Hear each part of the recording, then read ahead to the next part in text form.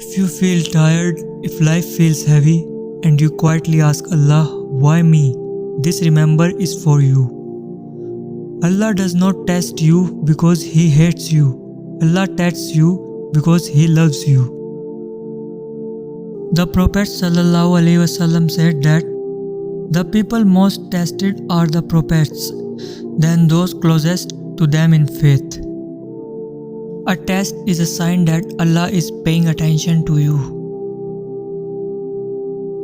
Every tear you hide, every pain you endure patiently, Allah uses it to erase your sins. Even a thorn that breaks, a believer is not wasted.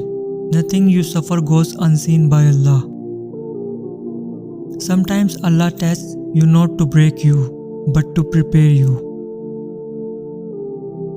Strong hearts are not made in comfort. They are made in moments when you choose faith over despair.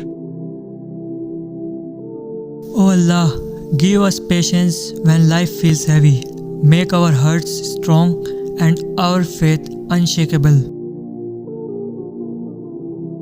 Replace our pain with peace and reward our sabr. Ameen. If this reminder helped you, share it with someone who is struggling and remember me in your dua.